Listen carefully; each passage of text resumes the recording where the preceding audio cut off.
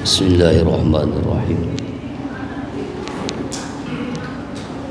Assalamualaikum ayuhan Nabi wa rahmatullahi wa barakatuh. Assalamualaikum wa ala ibadillahi shalihin. Assalamualaikum ya wali Allah. Assalamualaikum ya habib Allah. Assalamualaikum ya habib Rasulillah sallallahu alaihi wasallam.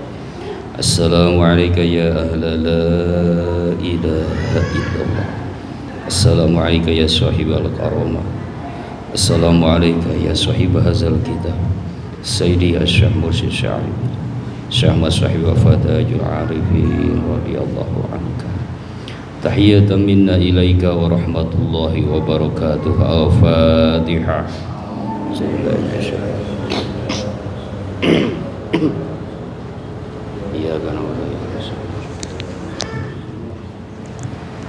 Assalamualaikum warahmatullahi wabarakatuh.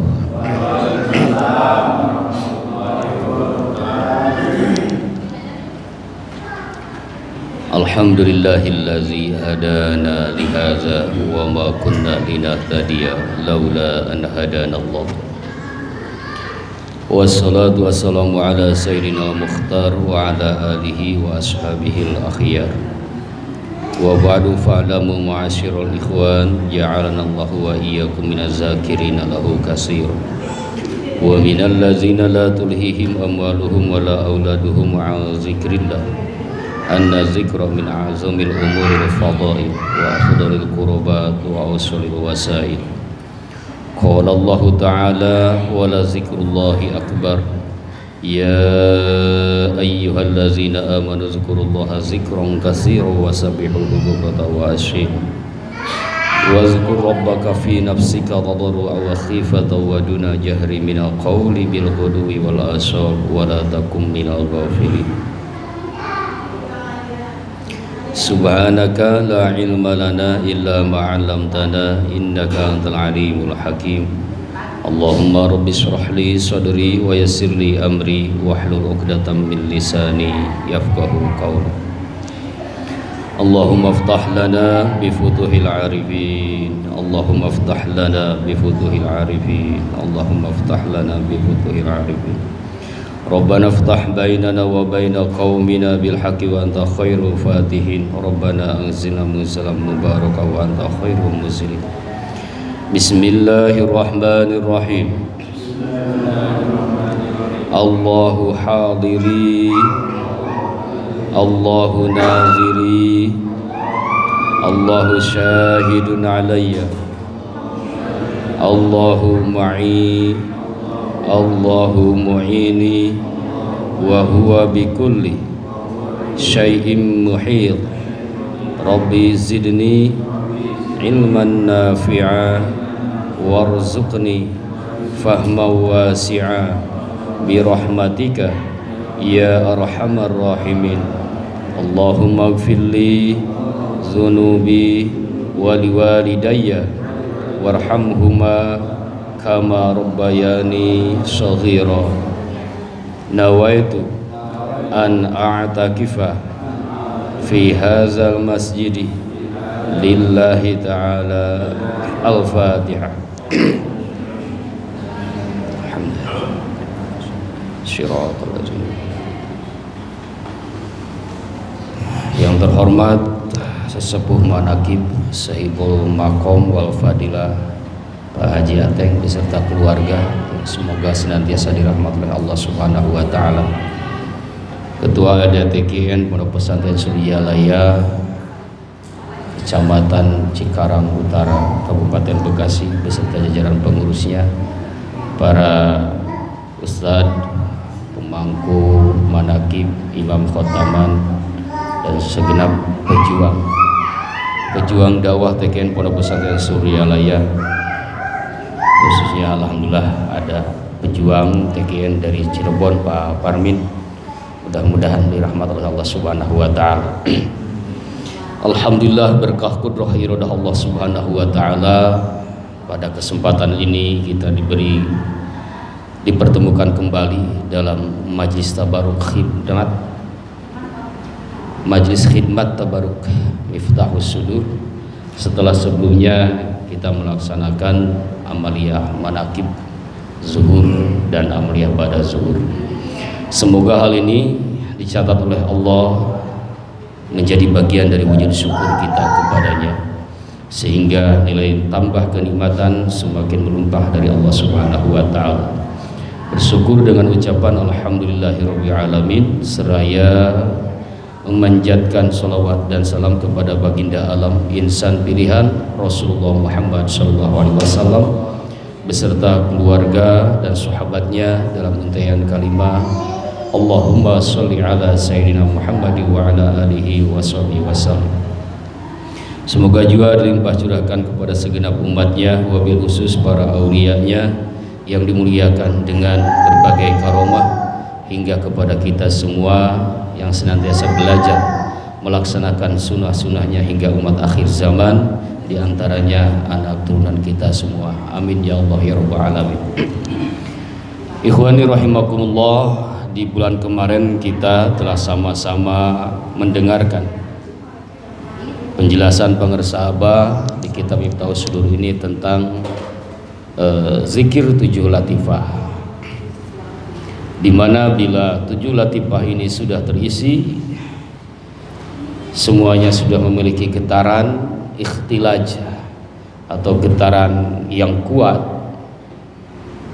sehingga sampai latifatul jasad, setiap bulu, rambut, kuku bergetar dalam gerakan menuju kepada zikir kepada Allah Subhanahu wa taala. Maka manusia ini pada puncaknya sampai kepada makom sultan zikri, alias rajanya zikir. Kalau di luar kita pernah mendengar King Cakra, rajanya Cakra. Di dalam Thariqah kita punya sultan zikri, tetapi tentu saja berbeda dan belum tentu sederajat antara Sultanul Zikri dengan King Cakra. Lalu bagaimana tugas kita? Apakah kita harus mencapai ke sana? Itu bukan kewajiban. Kewajiban kita adalah menaklukkan, mengisi latifatun nafs, ditaklukkan nafsu amarahnya dengan cara bikasrati qauli la ilaha illallah, memperbanyak zikir la ilaha illallah.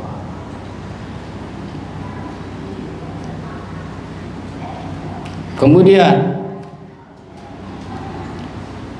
itu tugas pertamanya. Yang kedua, mengisi latifah ini yang disebut dengan latifatul qalbi dengan zikir khafi. Ini tugas kita. Yang menjadi kewajiban hanya di 2 titik itu. Kesananya adalah anugerah dari Allah. Artinya maksimal zikir kita di 2 titik itu, maka konsekuensinya akan naik sendiri. Jika di latifah ini, latifatul qalbi ini, terus kita mendengungkan setiap hari, setiap kesempatan dengan cara zikir yang berdasi, dasi, dawam, sidik, ikhlas, petunjuk dari guru, maka kemudian hari akan mendapatkan gerakan getaran ikhtilaj atau harakatun qawiyatun, gerakan yang kuat di sini. Maka di situ akan muncul cahaya yang menerangi kolbu. Nah, di situ baru ditingkatkan ke latifah selanjutnya. Adapun orang-orang yang sudah menerima zikir latifah 7, maka kewajibannya harus dilatih semua latifah itu. Jadi setiap kita tawajuh di ibadah sholat, menundukkan, itu diupayakan 7 latifah itu diisi. Kata Pak Haji Indis minimal setengah atau 1 menit diisi. Pindahkan ke sini, pindahkan ke sini, pindahkan ke sini, lalu ke sini, kemudian seluruh badan. Itu latihannya. Percuma kita ditalkin latifah 7 tapi tidak pernah dipraktekkan. Berkarat nanti. Ibarat kita punya alat, golok dan lain sebagainya, gak pernah dipakai, gak pernah dirawat, disimpan aja, berkarat. Nah, bersyukurlah yang sudah menerima, maka buktikan syukurnya dengan cara mengamalkan. Adapun yang belum menerima, tidak perlu diingin-inginkan, tidak perlu menyengajakan diri ingin ditaki latifah 7. Itu tidak harus begitu. Yang penting jahar dan khafinya di titik latifatun nafsi dengan zikir jahar, latifatul qalbi dengan zikir khafi yang sudah ditalkinkan itu saja. Dan yang paling utamanya adalah zikir jahar. Pangersa abah ke pun bapak, pangersa eyang ngobrol, menasehati maksudnya. Perbanyak ajengan seurekeun zikir jaharna supaya hirup khofina. Perbanyak zikir jaharnya supaya aktif zikir khafi. Artinya kalau zikir jaharnya kenor, ini akan kenor. Zikirnya tidak ada, ini tidak ada. Kecuali ada sewaktu-waktu ketika kepepet, ketika nyari hati dililit hutang, tak baru aktif. Jadi zikir dililit hutang kan teh. Nah, jika ingin terus hidup, maka jaharnya diperbanyak supaya ini hidup. Kemudian yang kedua, bimbingan pangersa apa? Perintah tawajuh dari pada subuh sampai waktu isyraq. Tawajuh kan ke sini posisi gerak ini. Ini tawajuh zahirnya. Kalau tawajuh batin sedang begini pun hati harus bertawajuh menghadap kepada Allah dengan terus menggerakkan zikir khafi. Jadi maksudnya tawajuh zahir. Jadi daripada subuh selesai amalia subuh, lipatkan lidah, runduk sekuatnya. Pangersabahnya memberikan tugas sampai waktu isyraq. Berarti nafas keluar masuknya dari hidung. Bahasa pangersabah begitu. Mursyid itu membimbing orang-orang hos. Nanti oleh orang-orang hos diterjemahkan, ditafsirkan dan dijelaskan. Jadi jangan ada kata-kata, abah nggak kayak gitu kok. Simpel saja, nggak dirincikan. Ya pangersabah simpel, tapi yang simpel itu tujuan utamanya ke orang-orang hos. Nanti tugas orang-orang hos, para ulama itu untuk menjelaskan kepada murid-murid di bawahnya. Nah, orang-orang hos, murid-murid pangersabah di tingkat itu sekarang masih ada. Itu yang disebut dengan Syekhun Hayun, guru yang hidup. Ya, guru yang hidup itu bukan harus mursyid. Mursyid itu harus untuk orang hos. Untuk kita, yang penting di situ ada guru yang ditugasi oleh pangersabah untuk memberikan talqin dan ta'lim. Oh, ternyata dari pada subuh sampai waktu duha dalam penjelasan ulama ada yang disebut dengan zikir muraqabah. Sekali merunduk 10.000. Sekali merunduk 10.000 zikir khafi.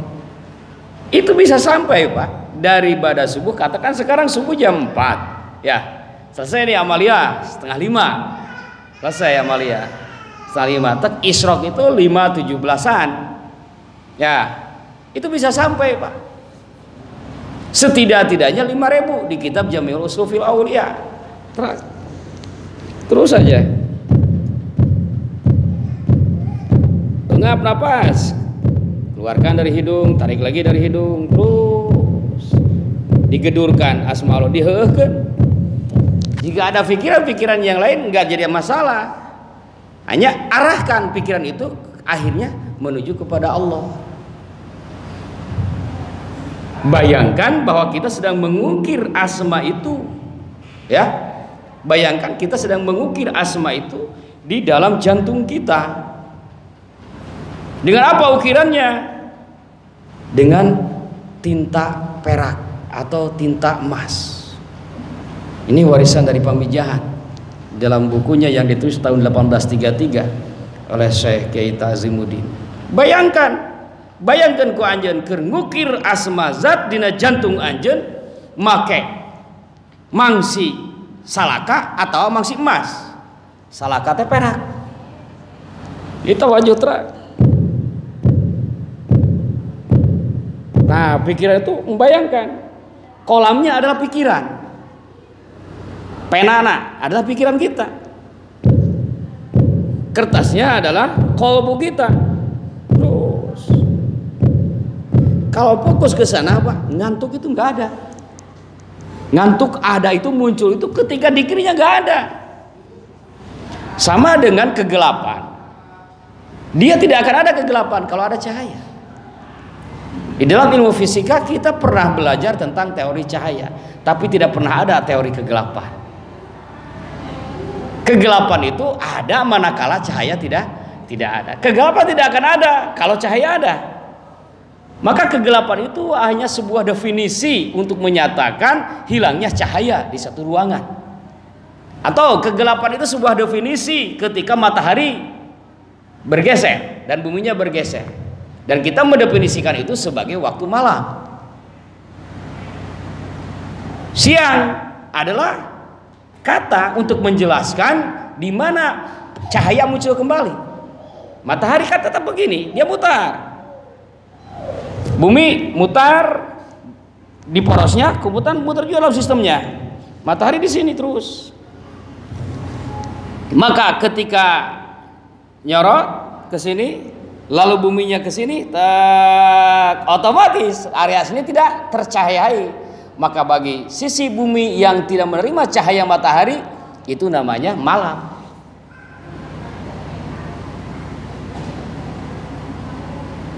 Allah Subhanahu wa ta'ala memancarkan cahayanya karena memiliki sifat tetap, tidak pernah berubah, maka cahaya dari Allah terus memancar.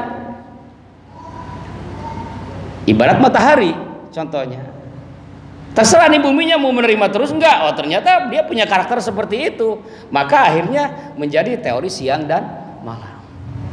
Begitupun hati. Cahaya dari Allah terus menyorot. Tergantung kepada hatinya. Ada gak Tuhannya di sini? Zikirnya maksud. Ada gak di sini zikirnya? Kalau di situ ada zikirnya, dia bercahaya. Zikirnya hilang, kegelapan muncul. Zikirnya hilang, kejahatan muncul. Maka kejahatan berarti menetap dalam suatu jiwa manakala zikir hilang dari jiwa itu. Sehingga dikatakan di Al-Quran, amal soleh, amal kebaikan dari Allah, sementara yang buruk dari diri sendiri. Itu karena kita lalai atau lupa kepada Allah. Kata pengarsa, wala zikrullahi akbar. Selanjutnya, zikir kepada Allah itu lebih agung. Jadi tidak hanya Allahnya yang agung, zikir juga agung. Zikir itu kalimat zakaro yazkuru, artinya menyebut, mengingat, juga merasakan. Di dalam thariqah menjadi tahapan. Pertama zikir dengan menyebut illallah, illallah, atau la ilaha illallah. Disebut. Zikir hobinya juga masih disebut. Terutama ketika pada sholat menyebut. Kalau ini terus bergerak menyebut, kalau sudah sering menjadi refleks, Pak. Bayangkan kalau kita masuk ke masjid, terbiasa masuk yang kanan kan? Awalnya dilatih sama guru, dibimbing, salah kamu masuk, harus kanan dulu. Dipaksa awalnya. Lama-lama terbiasa. Kalau sudah terbiasa, manakala akalnya lupa, dia yang akan mengingatkan. Salah tak. Si kaki otomatis refleks. Itu artinya sudah menjadi akhlak. Masuk ke kamar mandi yang kiri dulu. Awal dipaksakan, kemudian menjadi terbiasa. Manakala lupa, kanan dulu, ini akan refleks, Pak. Begitupun zikir hobi. Awalnya disebut tak tak tak tak, dipaksa. Si kolbu itu dipaksa baik itu ketika melafalkan zikir jaharnya maupun ketika diamnya. Lama-lama kemudian naik ke tingkat ingatan. Sedang ngobrol, sedang beraktivitas, ingat saja kolbu tanpa menyebut. Karena ketika lidah ini bicara, ini gak akan bisa menyebut. Sebab kata-kata ini bersumber dari sini. Dan hati tidak bisa dibagi dua. Kalau dia fokus pada satu, nggak bisa yang lain. Tidak bisa beraktivitas dalam dua hal dalam satu waktu. Naik ke tingkat ingatan. Seperti seseorang yang sedang dimabuk cinta. Tingkat menengahnya dia dimabuk cinta. aktivitasnya di mana, ngobrol atau lagi melakukan pekerjaan, tetapi hatinya ingat kepada orang yang dicintai. Repot tidak? Enggak. Refleks saja. Setelah di tingkat ingatan terus, nanti naik ke tingkat rasa. Ini berbahaya, Pak. Kalau dunia cinta dalam kehidupan pasangan laki-laki dan perempuan, kalau sudah naik tingkat rasa, susah diganggu gugat, Pak. Dia gak mau kerja, pengennya bersama yang dicintai. Dia gak mau sama yang lain. Baru saja tadi bertemu, balik ke rumah, sudah pengen balik lagi ke rumah ceweknya. Atau sebaliknya. Tidak mau, kenapa? Karena rasanya terus bersama dia. Bersama dia, dengan dia, selalu bersama dia. Mau makan, ingat kamu. Mau tidur, ingat kamu. Mau mandi, ingat kamu. Dina Mariana baheulanya Pak Herul. Selalu ingat kamu. Dimanapun selalu ada kamu. Kamu. Sudah masuk pada tingkat rasa. Artinya cinta bersimaharaja di dalam dada, menjadi raja yang menguasai dirinya. Apapun yang dia lakukan pasti dalam pikirnya untuk si dia. Ini siapa yang memahami cintanya pasti paham nih. Teori memahami cinta kepada Allah, kita harus mengenal dan memahami cinta diri sendiri. Apapun yang kita lakukan untuk dia. Sebagaimana seorang suami, apapun yang dilakukan untuk istri dan anak, begitu Pak. Bahkan dalam jalur negatifnya tidak kurang orang korupsi karena untuk istri dan anak. Kalau saya tidak begitu, kasihan anak dan istri. Cinta menguasai. Itu udah tingkat rasa. Kalau bukan karena dia dan bukan untuk dia, dia merasa berkhianat. Sudah sampai cinta pada tingkat itu, dia tidak akan bisa selingkuh. Jangankan selingkuh, untuk memandang yang lain saja merasa berdosa. Merasa berdosa, takut dianggap khianat kepada istri. Masuk tingkat rasa. Wajilat qulubuhum, kata Allah di surat Al-Anfal, iza dzukirallahu wajilat qulubuhum, manakala disebutkan nama Allah wajilat, bergetar hati mereka. Seperti apa bergetarnya? Ya seperti orang yang dimabuk cinta sudah masuk kepada jantung rasa. Disebutkan namanya, bergetar. Dengar orang membicarakannya, bergetar. Ada orang yang menjelekannya, marah. Ini cinta yang sudah masuk ke tingkat rasa. Ikhwani rahimakumullah. Nah, jika zikir hobi sudah masuk pada tingkat seperti itu, maka orangnya, akalnya, ketika ia lupa terhadap zikir hobi, maka zikir hobi yang akan mengingatkannya. Seperti yang tadi, dia sudah terbiasa masuk dengan kaki kanan, satu saat lupa, si akhlak itu yang akan mengingatkan. Pas kiri dia leplek, salah. Nah, ketika si akalnya lupa, pribadinya tidak sadar melupakan Tuhannya, zikir hobi datang mengingatkan. Ini luar biasa Pak. Zikrullahi akbar. Zikir ucapan, zikir kalimat. Tidak akan ada ucapan, tidak akan ada kalimat kalau tidak ada yang menzikirkan. Ini majaz akli kalau kata ahli balaghah. Ini berarti yang dimaksud oleh Allah bahwa zikir itu lebih agung. Yang dimaksud bukan zikirnya, tetapi orangnya. Ya. Karena zikir hanya tulisan, la ilaha illallah, kemudian lafaz Allah ditulis, asmaul husna ditulis, hanya tulisan. Siapapun bisa, non muslim juga bisa yang kalau belajar. Apakah ini yang dimaksud agungnya? Enggak kan? Yang dimaksudnya adalah yang menzikirkannya. Nah, ahli zikir oleh Allah sudah dipuji kan? Wala zikrullahi akbar, zikir kepada Allah itu lebih agung. Artinya orang yang berzikir kepada Allah itulah orang agung. Oleh Allah diagungkan, lalu kemudian murid-muridnya, ikhwan-ikhwannya mengagungkan, kenapa disebut musyrik? Lah, ente pada ka guruna suryalaya mah terlalu mendewakan. Saya jawab, saya ke guru saya bukan hanya mendewakan, lebih dari mendewakan. Dewa itu di alam dewa niskala. Alam dewa niskala, niskala itu kegaiban. Alam kegaiban, alamnya para dewa. Di mana? 7 langit, 1 sampai 7.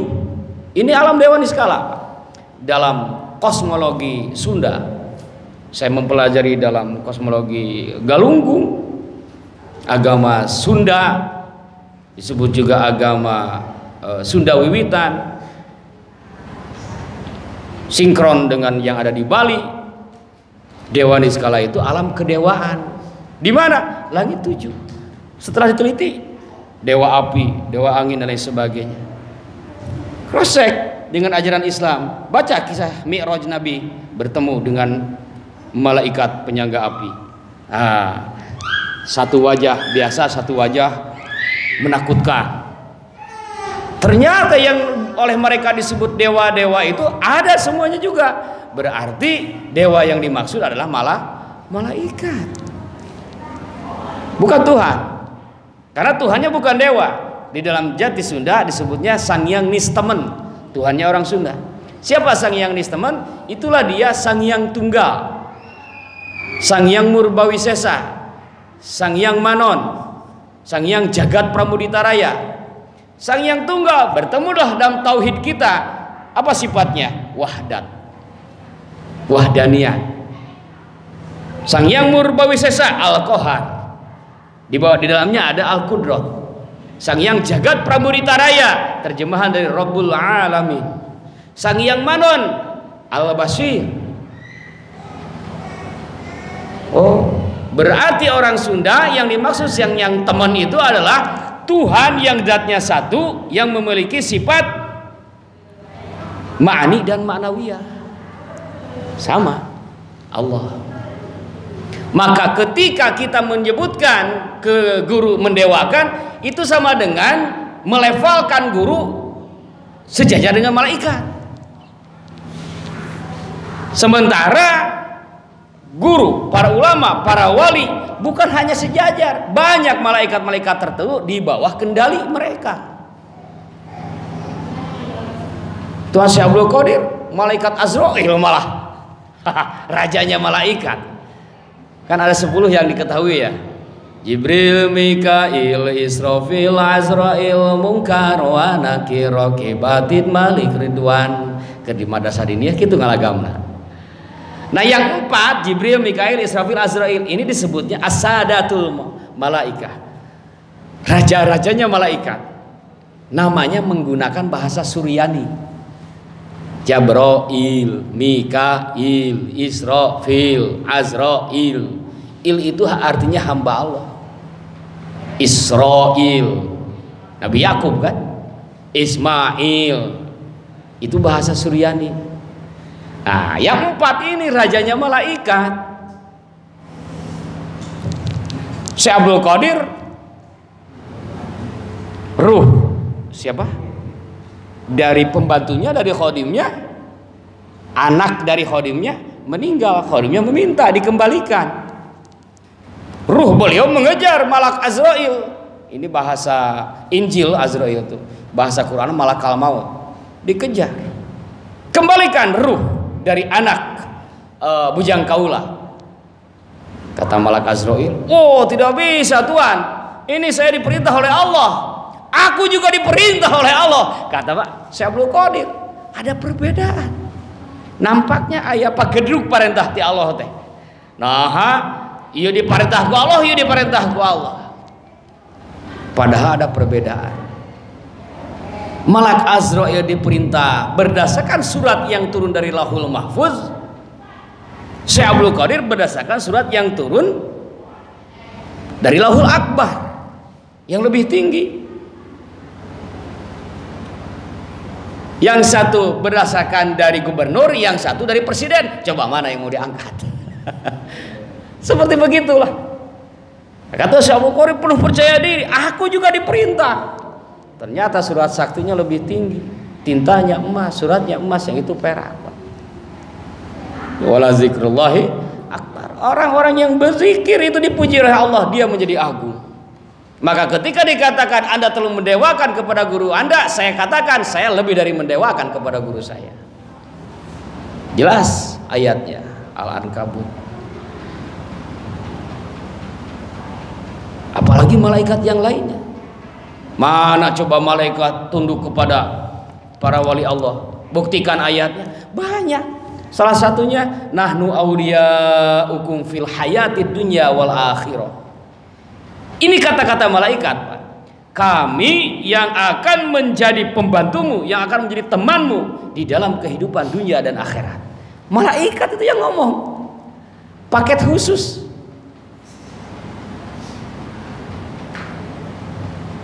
Nah, untuk malaikat-malaikat yang lainnya kita juga menjadi tuannya, Pak. Biar jelas nih tauhidnya, Pak ya. Itu malaikat-malaikat khusus. Malaikat umum kita menjadi tuannya, kita ini pemimpin malaikat. Lahum mu'aqqabatum min baini aydihim wa min khalfihim yahfazunahu min amrillah. Ar-Ra'd ayat 11. Mereka mengawal. Siapa mereka? Malaikat.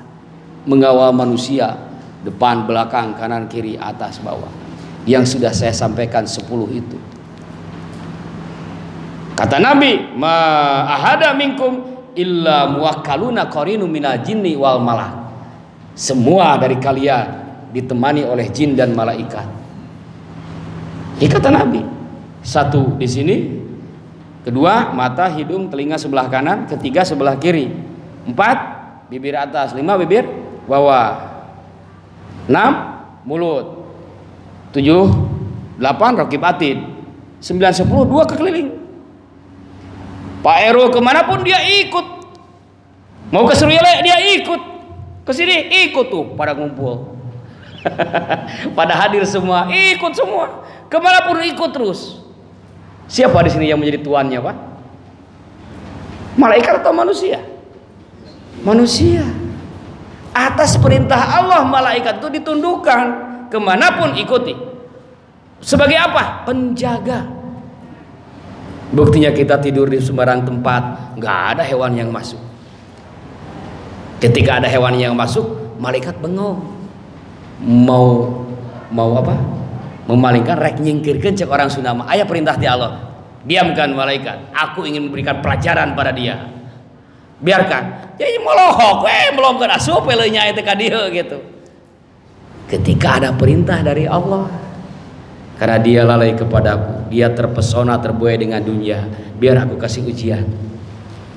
10, Pak. Ini paket khusus dari Allah. Sip siang 10, nanti pas menjelang maghrib datang malaikat sip malam turun, yang sip siang naik. Begitu terus. Dijaga oleh malaikat. Planet dijaga oleh malaikat. Ya, masjid juga dijaga oleh malaikat. Dijaga oleh malaikat. Atas perintah Allah.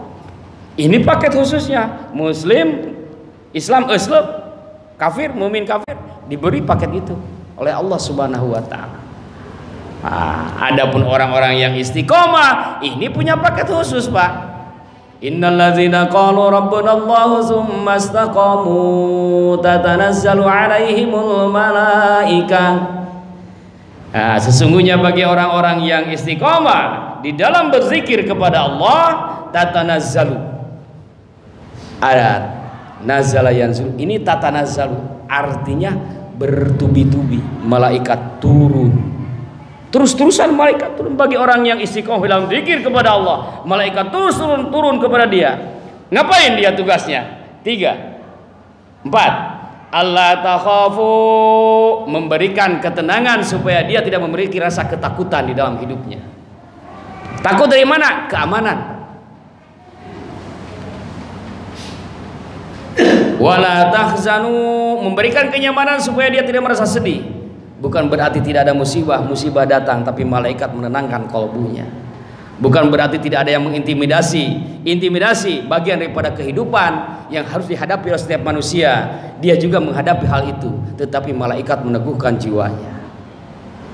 3 wa absyiru bil jannati allati kuntum tu'adun, memberikan kabar gembira tentang surga yang dijanjikan. Surga hakiki yang di sana, surga majazi yang di dunia. Menghadapi masalah berat, tapi dia yakin inna ma'al usri yusra. Ini ujian dari Allah. Setelah ini ada kebahagiaan. Di dalam situasi yang sedih, jiwanya tenang karena punya keyakinan. Dulu cerita saya waktu Ramadan di rest area pas mau ke sini warung-warung sepi, mobil yang ada pun cuma 7 unit duhur itu 7 unit, tapi warung-warung tetap buka. Pas ditanya, wah gak biasa Pak, gak jadi masalah, sebentar lagi juga ramai kan. Nah ini kan sederhana contoh, nggak laku itu warung, nggak ada yang belanja, tapi punya keyakinan sebentar lagi juga ramai, darek lebaran Pak.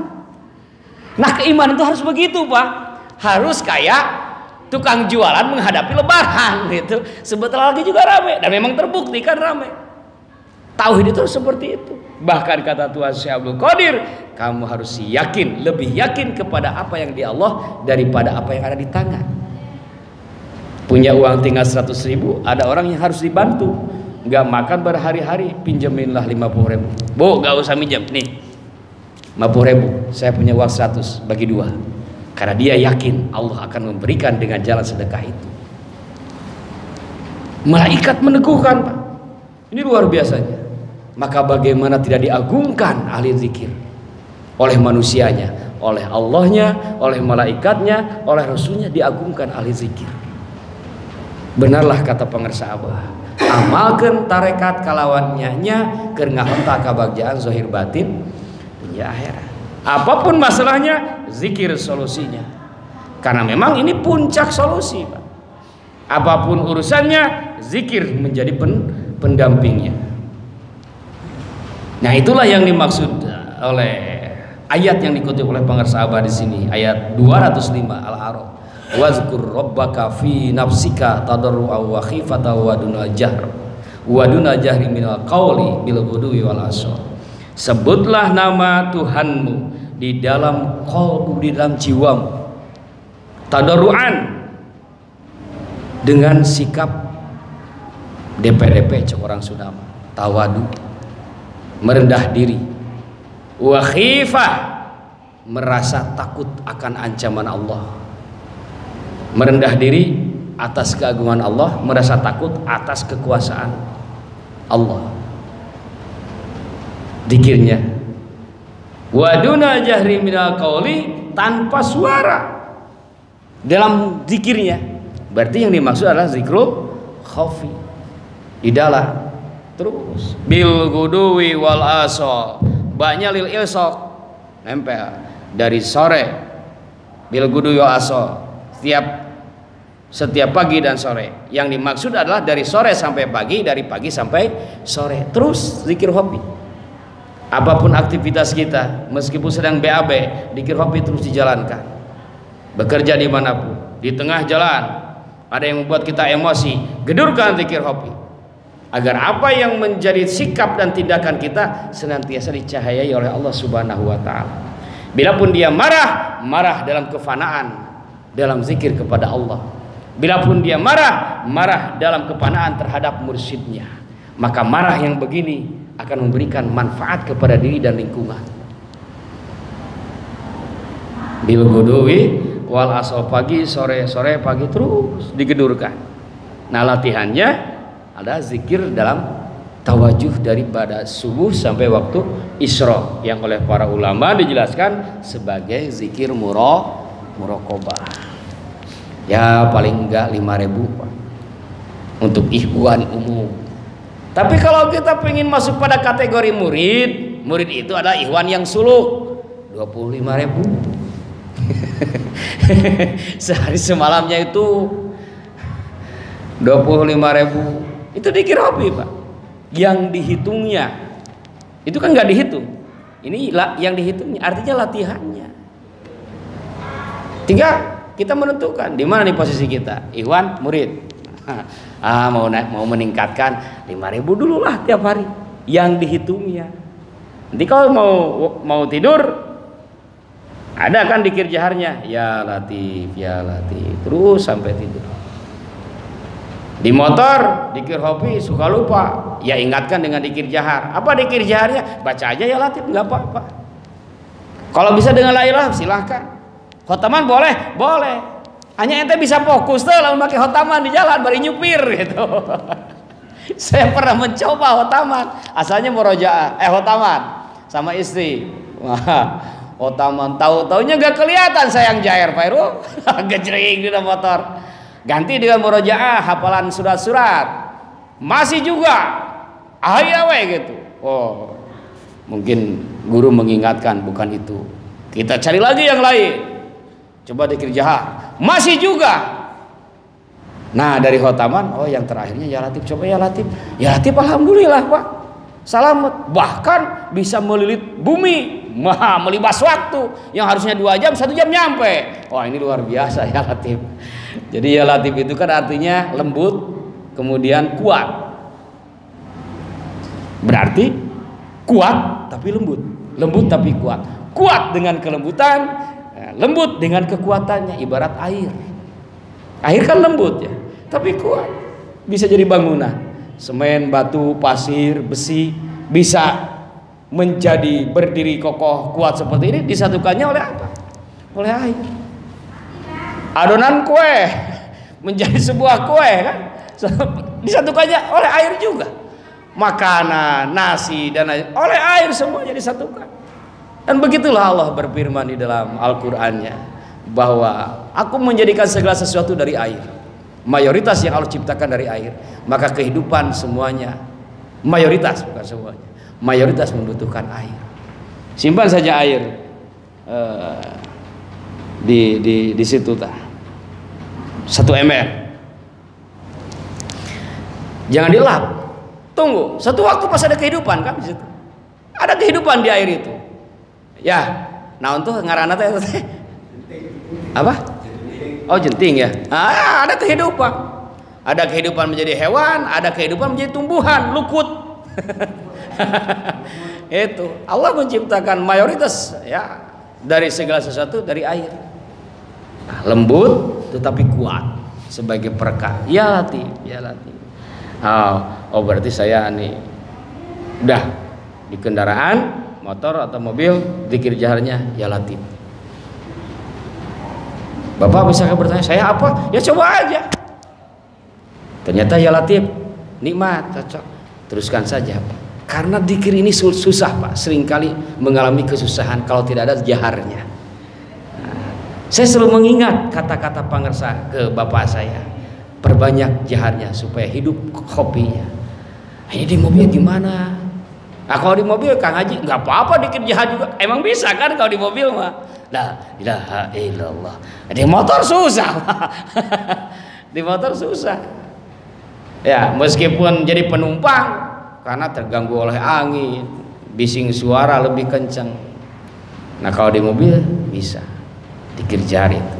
Dan bila pun enggak ada ya Latif. Manfaatkan waktu-waktu seperti itu dengan aktivitas qaul zikir kepada Allah.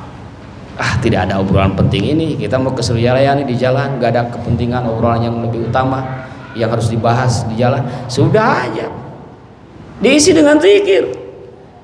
Bahkan bila pun ia sampai tidur, ruhnya terbang ke alam malakut, diberi kesadaran oleh Allah Subhanahu wa taala. Itu kan dari Nabi, ketika tidur ruh akan terbang ke alam malakut. Hanya saja ketika kembali ruh itu kepada jasad, setan mengganggu. Satu-satunya cara supaya tidak terganggu oleh setan, sebelum tidurnya dzikir. Ikhwani rahimakumullah, wala takum minal ghafilin. Jangan sekali-kali kamu masuk pada golongan yang lupa kepada Allah. Di Al-Qur'an yang saya temukan, ghaflah, lupa, itu 2 kategori. Satu di Al-A'raf, dia yang lupa itu adalah yang hatinya tidak berzikir kepada Allah. Al-A'raf 205. Yang kedua di Al-A'raf 179. Ghaflah itu adalah dia yang tidak berpikir. Bahkan yang tidak berpikir oleh Allah disebutkan bukan disebutkan.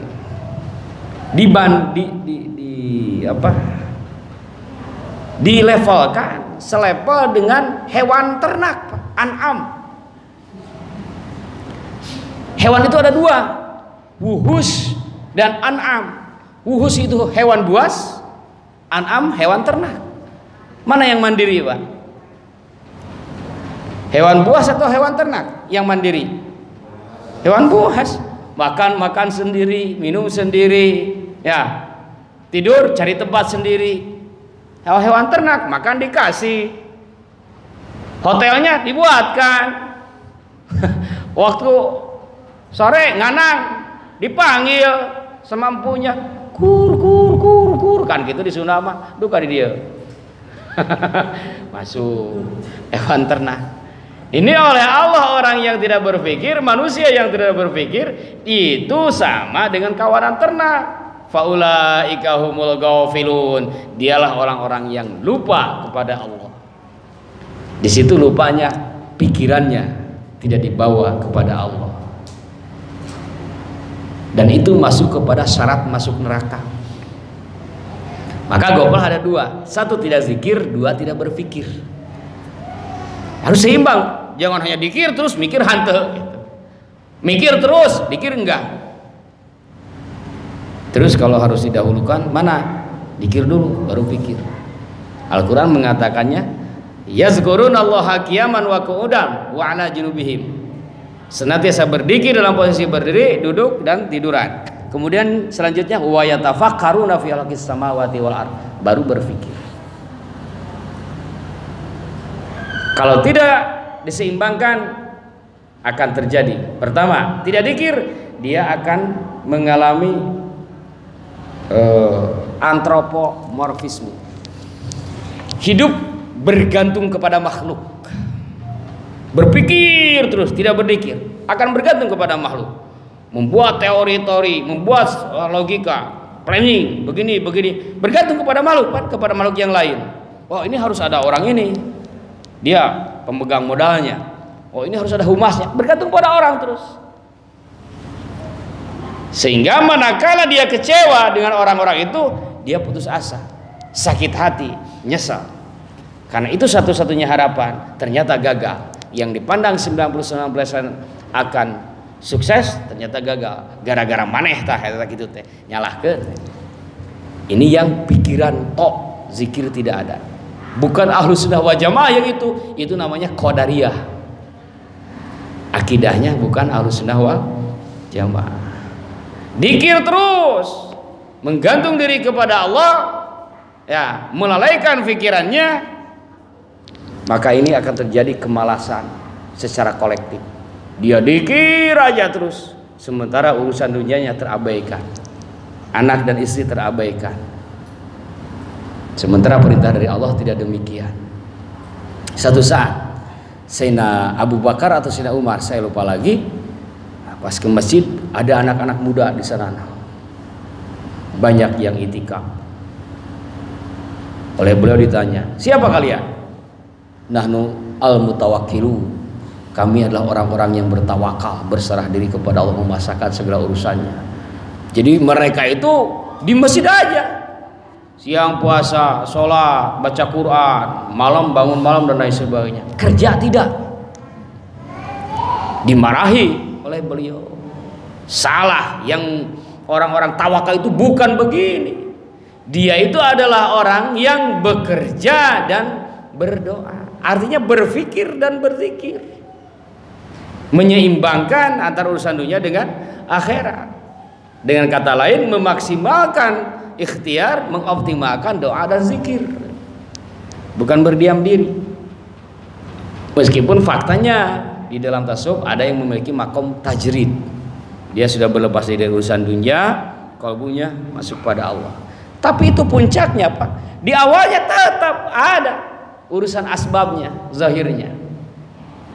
Ini baru masuk ihwan, baru takin sekian bulan, langsung masuk makom tajrid, pulang ke rumah dikir siang malam gak kerja. Bukan begitu, bahaya. Saha hendak ngaju ke negara engke. Dikir kabeh, saha anu ngabangun ekonomi, saha anu ngurus sawah, saha anu ngajualan sembako. Masih ingat kan kisah Nabi Sulaiman memenjarakan iblis ya? Pasar sepi. Kenapa? Ternyata mereka semua di masjid. Ngapain? Lah, ngapain ngurus dunia, yang penting mah akhirat. Semua orang di masjid. Pada dek, Nabi Sulaiman nepak tarang kan. Cilaka negara lamun kawas kieu kabeh ibadah. Oh, ngurus ekonomi. Beliau meminta kepada Allah, meminta izin untuk memenjarakan iblis. Lah kenapa iblis harus dipenjara? Kata Allah. Sudah polontong Gusti merasa membuat kerusakan. Jangan, dunia akan kacau. Manja Nabi Sulaiman, mengajukan kedua kalinya, masih juga dilarang.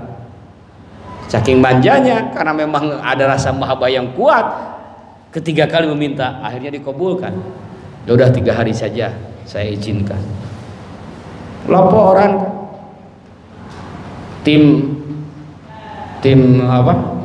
controlling, tim belusukan ke pasar, laporan pasar tutup tuan. Kenapa? Pasar sepi. Kenapa? Nggak ada yang belanja? Buka, pasarnya tutup, nggak ada yang dagang satu orang pun. Kamu tahu sebabnya? Enggak. Besok teliti lagi. Ternyata sama di hari kedua. Besok teliti lagi, kalau masih sepi, kamu cari tahu kemana mereka dan apa penyebabnya. Ternyata pas laporan, mereka di masjid. Ngapain? Ibadah, baca Quran, sholat sunat, puasa. Kamu tanya, kenapa? Iya saya tanya, kenapa gak buka? Gak pergi ke pasar? Gak penting urusan dunia, yang penting akhirat katanya.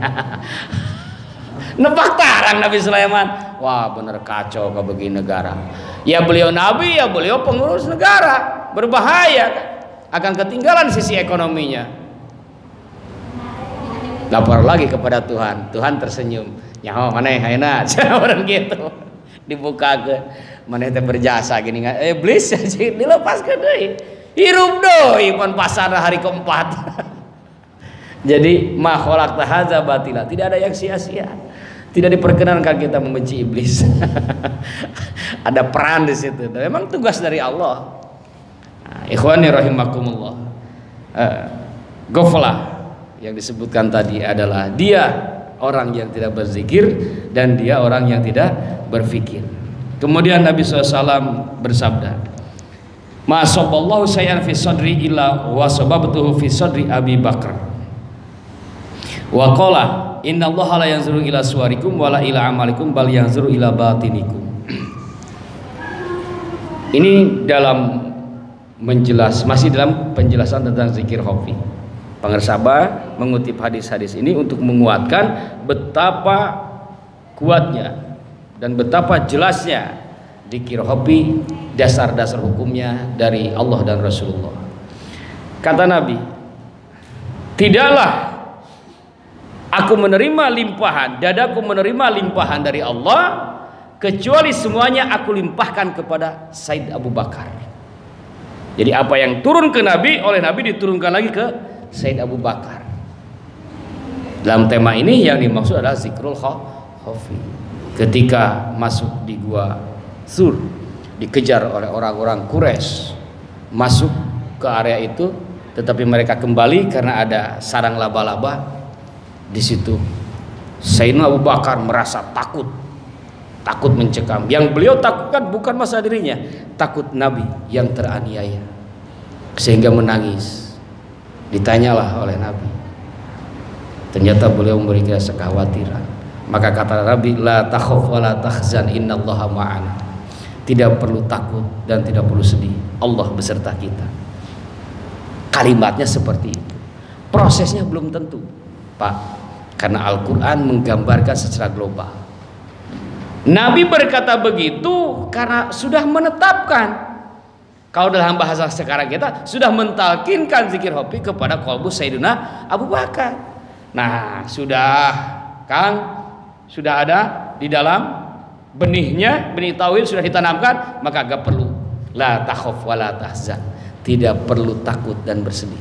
Tuhan bersama kita. Selama kita menzikirkannya, selama kita menyebutnya, selama kita mendekatinya, Tuhan akan bersama kita. Itu mana khusus. Mana umumnya untuk kita. Maka orang-orang yang sudah menerima talqin zikir, la takhaf wa la tahzan, tidak perlu bersedih, tidak perlu merasa takut dan bersedih hati. Maka kalau orang sudah menerima talqin zikir, sudah mengamalkan zikir, tapi masih ada orang merasa takut dan sedih, artinya yang tidak wajar, rasanya terus-terusan, Kalau dalam 3 menit wajar, beberapa menit wajar. Tapi terus sudah datang penasehat, sudah datang pembimbing memberikan, dia terus merasa takut, merasa sedih. Ini berarti ada masalah di dalam dirinya. Boleh jadi amalah zikirnya tidak sesuai petunjuk, boleh jadi ada campuran dalam muridnya, atau boleh jadi karena hal-hal lainnya. Maka jika itu terjadi kepada kita, segera bimbingkan kepada guru pembimbing. Itulah fungsi Syekhun Hayyu. Janji Allah, janji Rasulullah tidak akan pernah salah. Maka kalau itu sudah diamalkan ternyata tidak terbukti, tinggal kita berkonsultasi. Berarti ada hal-hal lain yang belum kita ketahui.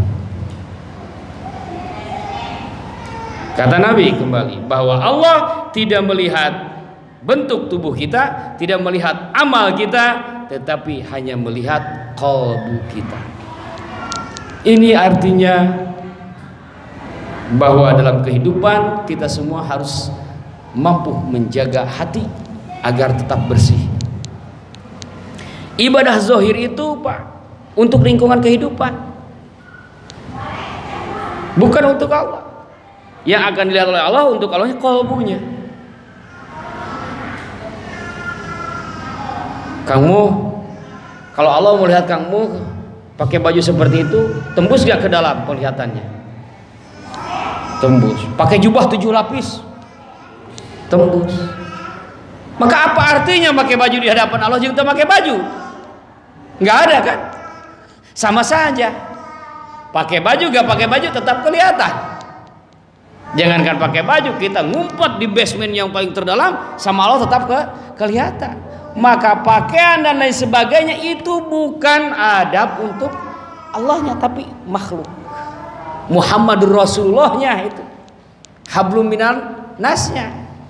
Kita sholat hanya pakai sarung menutupi pusar sampai sini, sampai di bawah lutut segini. Sah gak sholat? Sah, selesai. Urusan dengan Allah mah gampang. Sarung aja satu, gak pakai baju. Allahu Akbar. Diterima oleh Allah. Tapi pantas tuh. Cek saha, cek makhluk. Jadi memang memerlukan biaya mah jeung makhluk, Pak, bukan dengan Tuhannya gitu. Memerlukan biaya itu dengan makhluknya. Maka kita pun tidak bisa mengelak. Mangnya atuh nu kieu-kieu we kudu mayar. Kapan hirup ieu mah? Perlu panitia, perlu untuk memberi peralatan, panitia perlu untuk menyiapkan konsumsi dan sebagainya. Dunianya gitu. Kalau memang tidak mau mengeluarkan uang, ya sudah, mati saja, gak akan mengeluarkan uang lagi. Itulah yang dimaksud dengan la ilaha illallah Muhammadur Rasulullah. Ada la ilaha illallah, tauhid uluhiyahnya, ketuhanan, Muhammad Rasulullah, tauhid kerasulan. Karena kita ada zahir, ada batin. La ilaha illallah batinnya, Muhammad Rasulullah zahirnya. Hablum minallah batinnya, hablum minal khalqi zahirnya. Vertikal kepada Allahnya, horizontal kepada makhluknya. Jismani ini adalah Muhammad Rasulullahnya zahirnya, qalbu ini batinnya. Maka jelas yang dilihat oleh Allah ininya. Allahu Akbar. Ternyata pikirannya di mall, di sebelah nongkrong, ngusub dan sebagainya. Lah itu sholat cek Allah nggak masuk. Rajin pada sholatnya, bahkan tahajudnya full 12 rakaat, duhanya full. Dalam buku ibadah pengesahan sesuai semuanya, beres. Tapi tidak ada yang masuk kepada Allahnya. Kenapa? Hatinya lupa. Bahkan diancam oleh Allah, fawailul lil musholin, neraka. Karena yang Allah lihat qalbunya. Oh, kalau Allah lihat kalbunya, sudahlah gak perlu sholat ke masjid, cukup hati aja yang mengingat Allah. Nah, jurik begitu. Kalbunya saja yang mengingat, dohirnya tidak ada. Pi omongan jeung makhluk, pi omongan jeung makhluk, ku Allah dilarang keneh wae, sarua keneh teu meunang. Jadi kudu zahir batin. Maka jika ada memaksa hanya ruhnya saja, biarkan dia sendiri. Ketika mau makan, ambil piring dan nasinya, jangan dikasih. Kenapa? Kan sholat juga cukup batin, makan juga cukup batin, liatin aja, bayangin aja gitu. Malam pertama juga cukup batinnya saja, ruhnya saja. Istrinya ada di Tasik, cowoknya ada di Bekasi, bayangin aja buka baju karena batinnya jelas tidak mungkin ya. Manusia hidup kita perlu zahir, perlu batin, perlu dunia karena berkaitan dengan materi. Maka pandangan kita pun harus ada pandangan materinya, tetapi harus ada pandangan batinnya, diseimbangkan. Masuklah kita kepada kalimat yang diungkap oleh Allah, Rabbana atina fid dunya hasanah, seimbang. Sehingga melihat orang tidak selalu materi. Sabar aku memakai duit ya. Karena kita materi. Ya. Betul. Sehingga ada istilah, memang hidup bukan hanya untuk uang, tapi tanpa uang hidup tidak ada. Tapi segala sesuatunya memerlukan uang. Itu sebagai ungkapan dalam hukum umum kita memang seperti itu, karena kita masih hidup di dalam, ruh kita masih tertutup oleh kurung naya. Maka selama hayat dikandung badan, selama itu pula kita akan memerlukan kepada materi. Maka untuk itu wala tansa nasibaka minad dunya, kata Allah, jangan sampai kamu melupakan bagianmu dari kehidupan dunia. Artinya jangan terus terabaikan dunia oleh karena fokus ibadah. Begitupun ibadah zikir jangan sampai terabaikan oleh urusan dunia dan keluarga. Ikhwani rahimakumullah. Maka kesimpulan dalam MKTM saat ini, pertama tentang zikir latifah. Latihannya sudah diberi teknis oleh Abah. Setelah zikir jahar, tawasul, salawat, istighfar, salat Ibrahim, lalu kemudian menundukkan lipat lidah sesuai kekuatan nafas kita. Kalau nafas sudah habis tapi mau dilanjutkan, maka tarik dan keluarkan dari hidung. Berapa lama? Tidak ada batasan. Berapa lama pun tidak jadi masalah. Tetapi jangan sampai mengabaikan urusan dunia kita. Guru begitu bijaksana, berarti dari sananya Rasul yang bijaksana. Jika repot 3 kali. Ini menunjukkan urusan dunia jangan sampai terabaikan. Begitu. Latihan yang kedua, daripada subuh sampai waktu isra, yang oleh para guru-guru diurai lagi bahwa tawajuh itu masuk kepada kategori zikir muraqabah. Maka bila kita menginginkan kesempurnaan hidup, peningkatan zikir, laksanakan itu. Dan supaya hidup, perbanyak zikir jaharnya. Zikir jahar 165 minimal, lebih banyak lebih baik. Tapi kalau mau menyengajakan diri zikir banyak-banyak, kata pengusaha, jangan bawa jamaah, sendiri saja. Zikir banyak yang sudah terbiasa di Suryalaya dengan jamaah itu pada subuh. Jadi kalau pada subuh itu patokannya 1000. Hanya di Suryalaya kan banyak jamaahnya, 500 juga jadi puluhan ribu. Nah, bagus itu. Kalau di sini mulai pada subuhnya minimal 500 itu pajak. Jen, Pak Emin, Pak Haji Ate, mulai latihan belum sampai 1000 ya 500 lah. 500. Selesai itu latihan. Ternyata baru 3 menit tawajuh kita malah ngorok, enggak apa-apa daripada enggak. Itu juga sudah lebih baik. Sudah lebih baik. Ya.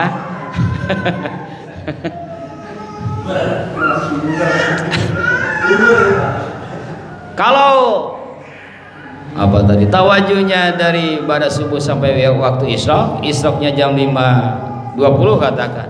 Ini bangunnya jam 6, tawajuh gak? Ya geus lewat waktu naoge atuh. Itu untuk latihan. Adapun ikhwan-ikhwan yang sudah menerima talqin latifah 7, maka dilatih semuanya. Pindahkan dari sini ke kanan, kemudian ke atas, silang. Lalu kemudian ke atas dan semuanya. Nah, setiap kapan? Setiap kita tawajuh di pada sholat ataupun yang pada subuh, atau menyengajakan diri dalam waktu-waktu tertentu. Ini latihannya, Pak. Latihan itu supaya terbiasa. Kalau sudah terbiasa, maka zikir akan mengakar di dalam jiwa. sehingga manakala si orangnya suatu saat lupa, zikir itu yang akan mengingatkan. Zikir akan mengingatkan sehingga menjadi terang, cerah kalbunya. Kalbu cerah akan memancarkan berbagai mata air hikmah kepada akalnya. Apa wujudnya? Jika dia pengusaha, menjadi ide-ide brilian dalam usahanya. Jika dia seorang pendidik, menjadi ide-ide metodologis atau keilmuan dalam pendidikannya. Jika dia seorang pedagang, akan memunculkan ide-ide dalam pengembangan dagangnya, disesuaikan dengan masing-masingnya.